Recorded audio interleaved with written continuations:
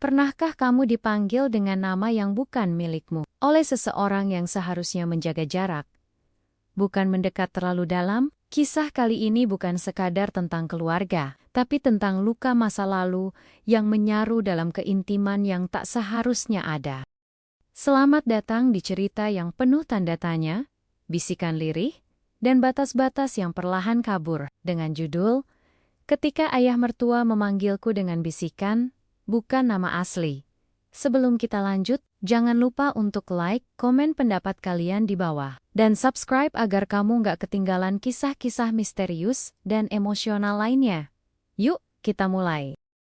Awalnya aku tak pernah menyangka, kalau suara bisikan pelan yang memanggilku, bukan dengan namaku, tapi dengan sebutan yang asing, akan menjadi awal dari perubahan besar dalam hidupku. Malam itu aku baru saja keluar dari kamar karena haus. Rumah sudah sepi, hanya ada suara kipas angin tua yang berdecit pelan di ruang tamu. Saat aku melewati lorong menuju dapur, tiba-tiba ku dengar suara lirih, nyaris seperti desir angin, tapi jelas dan mengarah padaku sayang. Suaranya halus nyaris seperti nada doa. Aku langsung berhenti melangkah, tegap, tegang. Aku pun menoleh cepat.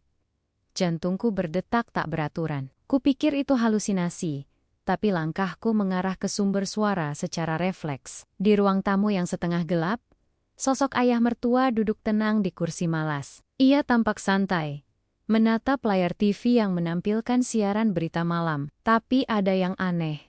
Dari caranya duduk, dari sorot matanya yang tidak tertuju ke layar, melainkan ke arah lorong tempatku berdiri. Aku ragu sejenak, lalu bertanya dengan suara setengah gugup, "Pak, tadi manggil saya ya?" Ayah hanya menoleh singkat dan mengangguk kecil, seolah tak ada yang aneh. Ia bahkan tersenyum samar dan kembali menatap ke layar TV. Tapi aku tahu, tadi itu bukan sekadar panggilan biasa. Itu bukan pertama kalinya. Aku merasa ada yang ganjil dalam cara ayah memanggilku. Selama ini, ia memang tak pernah benar-benar memanggilku dengan namaku, Rani. Biasanya, ia menyebutku dengan panggilan umum seperti Nak atau Dek. Tapi akhir-akhir ini aku mulai mendengar sapaan-sapaan lembut yang lebih pribadi. Kadang saat aku sedang sibuk di dapur, dia lewat dan bergumam, "Cantik sekali hari ini." Atau ketika aku duduk membaca di teras, ia akan berkata, "Nona lagi nunggu pangeran ya?" Aku pun tertawa saat itu, menganggap itu hanya candaan orang tua. Tapi lama-lama aku mulai merasa ada sesuatu yang lain tersembunyi di balik semua sapaan itu. Aku tinggal di rumah ini sudah hampir 6 bulan sejak suamiku, Arman, mendapat penempatan kerja di luar kota. Karena aku belum punya anak, dan pekerjaanku bisa dilakukan secara daring, kami sepakat agar aku tinggal sementara di rumah orang tuanya, agar tidak kesepian.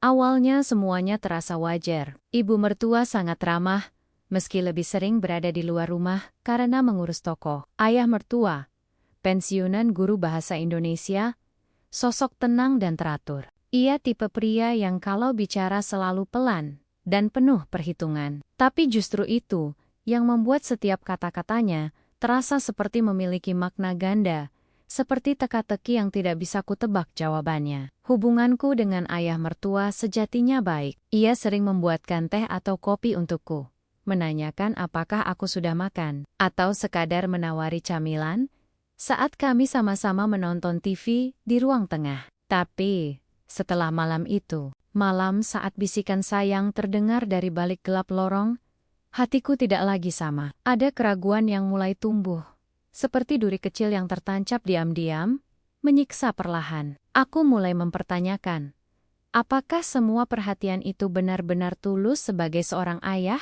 ataukah ada sesuatu yang lebih rumit, yang mulai muncul ke permukaan tanpa pernah kuminta? Pagi-pagi keesokan harinya, seperti biasa, ayah sudah duduk di teras dengan secangkir kopi dan koran pagi. Ia menyambutku dengan senyuman hangat dan berkata, "Udara pagi ini cocok buat orang secantik kamu, Nona." Jantungku refleks berdebar. Aku mencoba membalas senyum seadanya, pura-pura tidak terganggu dengan panggilannya yang kembali tak menyebut namaku. Aku hanya duduk di ujung bangku panjang, menjaga jarak, sambil menyeruput teh hangat yang kubuat sendiri. Meskipun cahaya matahari menyinari halaman dengan tenang, ada semacam ketegangan tak kasat mata di antara kami berdua yang membuat suasana terasa tak senyaman biasanya. Hari-hari berikutnya, ayah semakin sering mencari-cari alasan untuk dekat. Saat aku memasak, ia tiba-tiba muncul di dapur dengan dalih ingin mengambil air, lalu berdiri lama memperhatikan gerak-gerikku. Kalau aku sedang menyapu halaman, ia duduk di tangga depan dan mengomentari rambutku yang terkena cahaya matahari. Terkadang ia menyentuh pundakku sambil berkata, "Kamu mirip sekali dengan seseorang dari masa lalu ayah." Kalimat itu selalu diucapkan dengan nada rendah dan tatapan yang jauh. Tapi saat kutanya siapa, ia hanya menggeleng dan tersenyum samar, lalu mengalihkan topik. Lama-lama, rasa ingin tahuku tumbuh, tapi bersamaan dengan rasa tidak nyaman yang makin sulit kutepis. Aku mencoba membicarakan semua ini dengan suamiku saat kami berbicara lewat telepon. Aku tidak langsung menuduh, hanya menceritakan bahwa ayah belakangan suka memanggilku dengan sebutan aneh dan terlalu sering mencari momen berdua. Tapi Arman hanya tertawa ringan dan menjawab, "Ah, itu cuma ayah. Dia memang suka menggodai dengan gaya lama. Dulu waktu kecil, aku juga sering dengar dia memanggil ibu Nona atau manis." Aku diam tak ingin memperpanjang percakapan. Tapi dalam hati aku tahu, ada sesuatu yang berbeda. Ini bukan sekadar candaan bapak tua yang kesepian. Ada ketulusan yang janggal dalam tiap ucapannya. Seolah ia benar-benar melihat seseorang lain dalam diriku. Puncaknya adalah malam Jumat itu. Listrik padam karena hujan deras. Ibu belum pulang dari toko. Dan aku sendiri di rumah, hanya bersama ayah.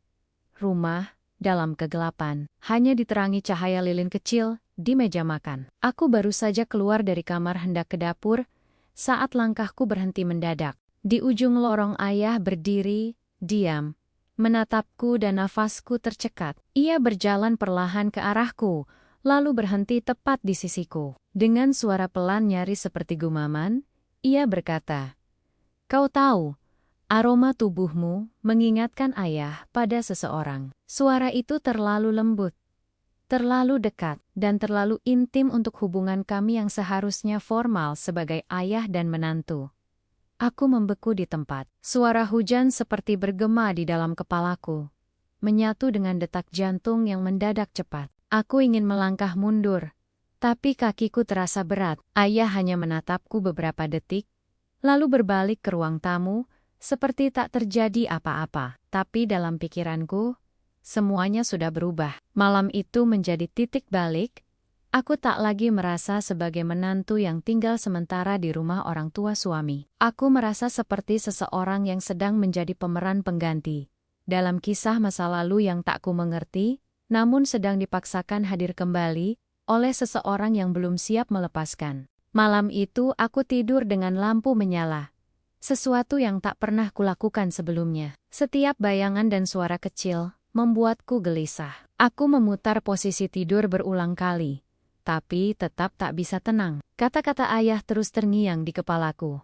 "Aroma tubuhmu mengingatkan ayah pada seseorang." Kalimat itu terlalu pribadi, terlalu melewati batas. Aku bahkan bisa mengingat jelas nada suaranya.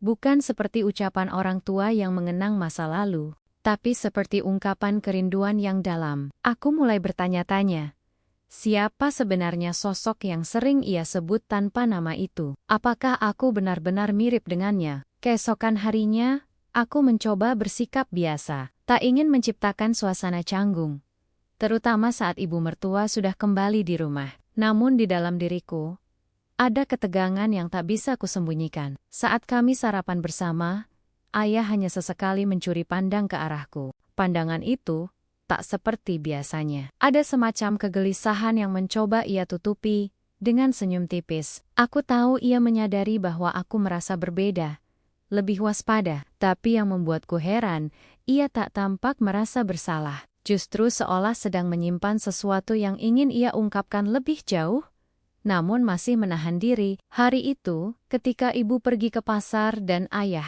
kembali dari halaman belakang, kami tanpa sengaja berpapasan di dapur. Aku berusaha cepat-cepat pergi, tapi ia memanggilku pelan. Tunggu sebentar sayang, aku menghentikan langkah. Perlahan menoleh. Ayah berdiri beberapa langkah dariku, tangan menggenggam sesuatu yang tampak seperti bingkai foto tua. Ini, katanya dengan lirih, ayah temukan lagi kemarin saat bereskan kamar lama. Aku menerima bingkai itu dengan ragu. Di dalamnya ada potret seorang perempuan muda, mengenakan kebaya sederhana. Ia duduk di sebuah taman, tersenyum lebar ke arah kamera. Mataku melebar. Perempuan itu mirip denganku. Sangat mirip. Ayah, siapa dia? Tanyaku dengan pelan. Ayah menarik napas panjang, lalu menatapku sejenak sebelum menjawab. Dia, satu-satunya perempuan yang pernah ayah cintai, sebelum ibumu. Jawabannya membuatku terdiam. Ayah menyimpan foto perempuan itu selama puluhan tahun, namanya juga Rani. Sungguh membuat napasku tercekat. Suaramu, caramu berjalan, bahkan cara kamu menyisir rambut, persis seperti dia. Aku tak bisa berkata-kata. Tiba-tiba semua perhatian, semua panggilan lembut, dan bisikan aneh itu masuk akal.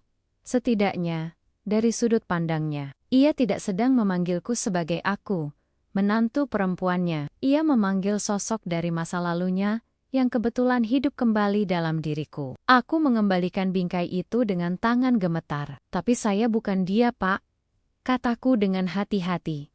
Berusaha menjaga nada agar tak terdengar terlalu tajam. Saya hanya Rani, yang menikah dengan putra ayah. Ia pun mengangguk pelan.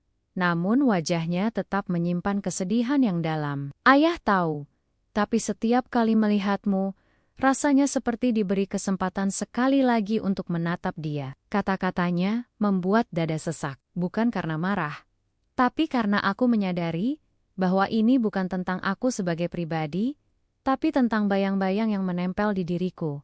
Dan itu membuat segalanya menjadi jauh lebih rumit. Sejak percakapan di dapur itu, aku semakin berhati-hati. Aku mulai membatasi ruang gerakku di rumah. Jika ayah sedang duduk di ruang tamu, aku memilih berada di kamar. Jika ia di dapur, aku menunggu sampai ia keluar, sebelum mengambil sesuatu. Tapi yang membuatku makin bingung, ayah justru semakin sering mencari-cari alasan untuk dekat. Kadang hanya lewat di depan kamarku, dan bertanya, "Sudah makan sayang?" Atau pura-pura meminjam barang yang sebenarnya tidak dibutuhkan. Meskipun tidak menyentuh, atau melakukan hal yang terang-terangan melewati batas. Cara dia memanggil dan memandangku, membuatku merasa seperti berada dalam lingkaran asing yang tak bisa kutentukan arahnya.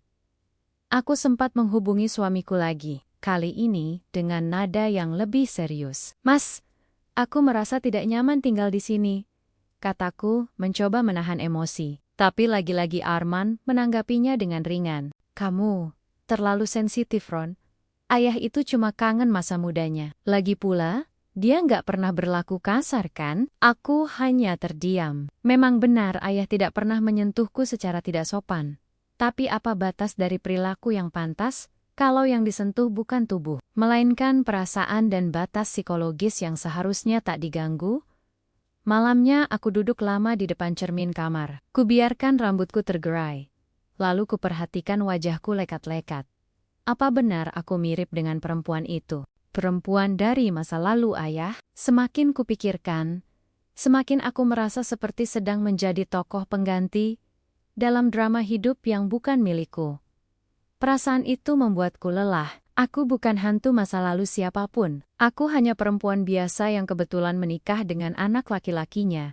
Dan sekarang, terjebak dalam bayangan yang bukan aku. Beberapa hari kemudian, aku tak sengaja mendengar percakapan ayah dengan seseorang lewat telepon di ruang tengah. Ia tak tahu aku mendengar dari balik pintu kamar yang sedikit terbuka. Dia di sini. Sangat mirip sekali. Aku bahkan kadang lupa bahwa dia bukan Rani. Suara ayah terdengar pelan dan berat, seperti membawa banyak emosi. Aku tahu ini salah, tapi perasaan ini datang sendiri. Aku hanya ingin dekat, walau cuma sebentar. Suara itu membuat tubuhku merinding. Aku mundur perlahan dari balik pintu. Tak berani lagi menatapnya keesokan harinya. Kejadian itu menjadi batas bagiku. Malam harinya, aku menulis surat singkat untuk suamiku. Aku katakan bahwa aku butuh pergi sebentar, menenangkan diri, dan menjauh dari situasi yang membuatku merasa tidak aman. Aku tidak menyalahkan siapapun, tapi aku juga tidak bisa terus berpura-pura. Semuanya baik-baik saja. Setelah menaruh surat itu di meja rias, aku mengemasi beberapa baju. Saat aku membuka pintu kamar untuk keluar, ayah sudah berdiri di lorong. Tatapannya dalam dan sendu, seolah tahu semuanya akan berakhir malam itu juga. Keesokan paginya, aku bangun lebih awal dari biasanya. Sisa-sisa kegelisahan semalam masih melekat, membuat tubuhku lelah. Meski tidur cukup lama, aku memutuskan untuk mengemasi beberapa pakaian ke dalam koper kecil tanpa suara. Rencanaku sederhana. Pergi sementara waktu ke rumah orang tuaku. Aku merasa perlu mengambil jarak agar semuanya tidak semakin keruh. Aku belum berniat mengatakan apapun pada ayah, dan belum juga memberitahu Arman. Aku hanya ingin bernapas lega. Setidaknya, untuk sementara. Saat sedang melipat pakaian, aku menemukan surat nikahku di dalam laci. Entah mengapa, benda itu terasa seperti pengingat jati diriku. Aku adalah istri Arman. Bukan siapa-siapa dari masa lalu siapapun. Tapi ketika aku keluar kamar untuk meletakkan koper di depan pintu, aku kembali menemukan ayah di lorong. Seolah sudah menungguku. Ia berdiri dengan tangan di belakang punggung, menatapku dengan mata yang sayu. "Kamu mau kemana?" tanyanya dengan lembut. Meski nadanya menyiratkan, ia sudah tahu jawabannya. Aku pun menunduk sejenak, lalu berkata dengan pelan, "Saya hanya ingin menenangkan diri sebentar. Pak, saya merasa suasana di rumah ini sudah tidak sehat untuk saya."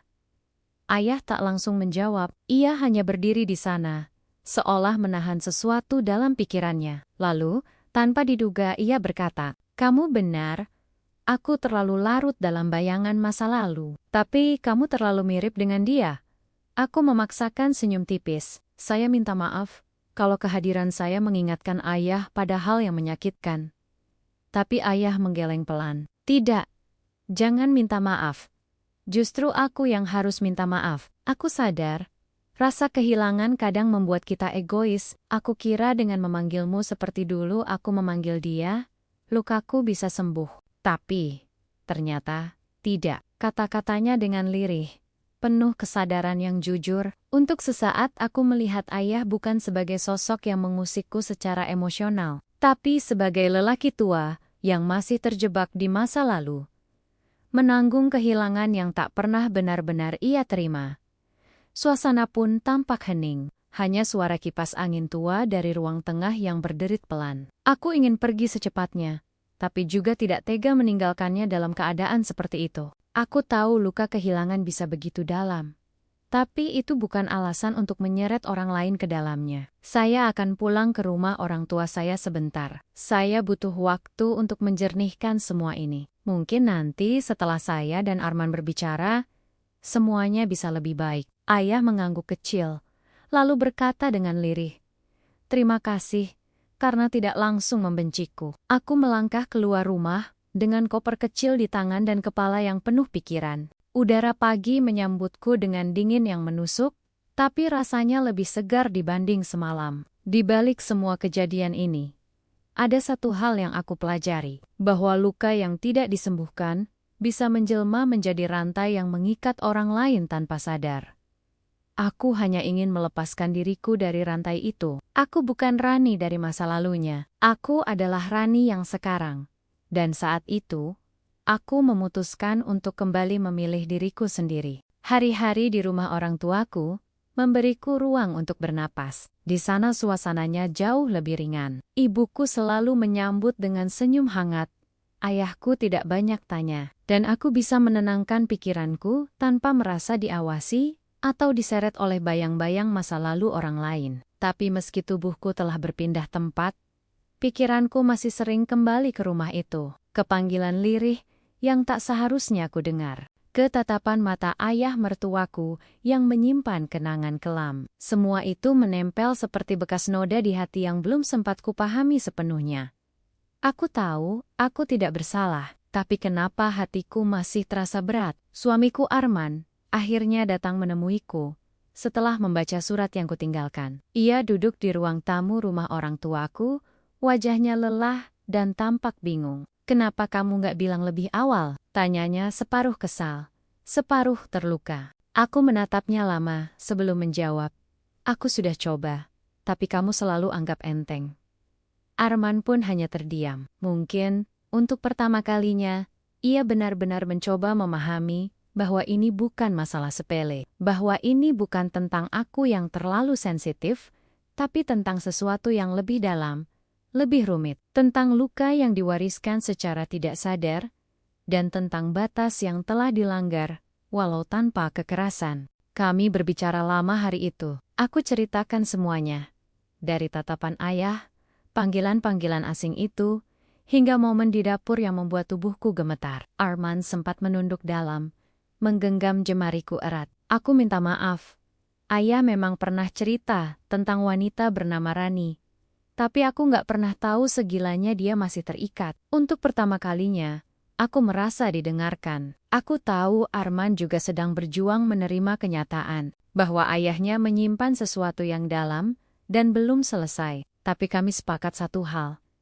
Kami tidak akan membiarkan masa lalu yang tidak selesai itu merusak masa depan kami." Beberapa hari setelah perbincangan itu, Arman pulang sendiri ke rumah orang tuanya. Ia ingin berbicara langsung dengan ayah. Menyelesaikan apa yang harus diselesaikan. Aku tak ikut. Aku belum siap bertemu lagi. Tapi malam harinya Arman mengirim pesan singkat padaku. "Ayah banyak diam. Tapi dia mengerti. Katanya dia nggak akan ganggu kamu lagi. Dia minta maaf kalau membuatmu takut." Hanya kalimat pendek, tapi cukup membuatku mengembuskan napas lega. Setidaknya, kesadaran itu akhirnya datang juga. Walaupun terlambat, walau menyakitkan. Aku hanya bisa berharap ayah benar-benar belajar dari semua ini. Malam itu, aku duduk di depan jendela kamarku, menatap langit yang penuh bintang. Ada ketenangan yang perlahan kembali mengisi dada. Aku tahu luka yang tertinggal tak akan langsung sembuh. Tapi setidaknya, kini aku tak lagi merasa sendirian dalam menghadapi semuanya. Aku bukan bayangan dari masa lalu siapapun. Aku adalah diriku sendiri. Dan sekarang aku memilih untuk hidup sebagai perempuan yang utuh, bukan cermin dari cinta yang gagal. Dan kalaupun suatu hari aku kembali ke rumah itu, aku ingin datang bukan dengan rasa takut, tapi dengan hati yang sudah selesai dengan masa lalu. Seminggu kemudian, aku memutuskan kembali, bukan karena dipaksa. Bukan pula karena keadaan sudah sempurna, tapi karena aku merasa sudah cukup kuat untuk menutup bab ini dengan caraku sendiri. Arman menjemputku dengan tenang. Tak banyak bicara, seolah memahami bahwa kata-kata kadang tak mampu mewakili apa yang kami rasakan. Saat mobil memasuki halaman rumah mertuaku, hatiku berdebar pelan. Tapi tidak seperti sebelumnya, kini aku bisa mengendalikan detaknya. Aku menarik napas panjang, menggenggam tangan Arman, dan melangkah masuk. Ayah menyambut di ruang tengah. Ia tampak berbeda, lebih diam, lebih hati-hati. Tak ada panggilan lembut, tak ada bisikan yang menyentuh batas. Hanya sapaan pelan, "Rani," dengan nada yang wajar, tanpa beban. Untuk pertama kalinya, setelah sekian lama, ia menyebut namaku dengan benar. Bukan sayang dan bukan nona, bukan manis, hanya Rani.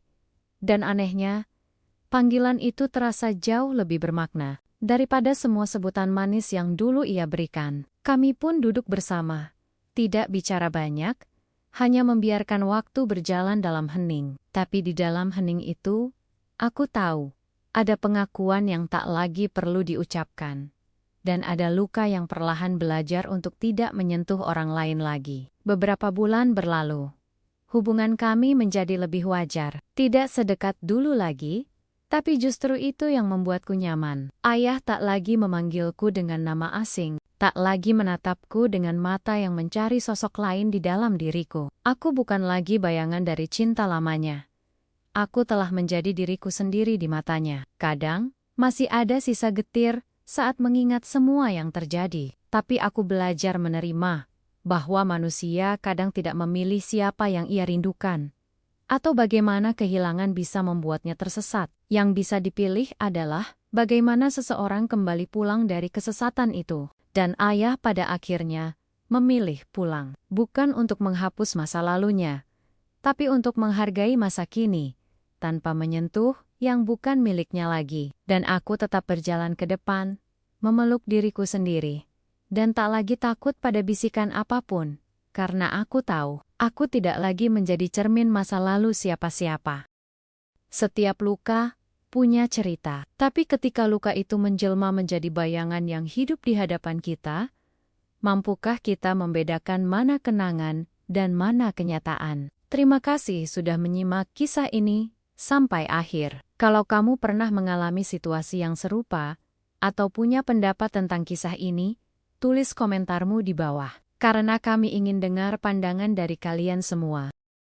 Jangan lupa untuk like kalau kamu suka dengan kisah ini, dan subscribe agar tidak ketinggalan cerita-cerita menegangkan lainnya. Aktifkan juga lonceng notifikasi, biar kamu jadi yang pertama tahu saat episode baru tayang. Sampai jumpa di cerita berikutnya, dan hati-hati dengan bisikan yang terdengar terlalu lembut. Bisa jadi itu bukan sekadar sapaan,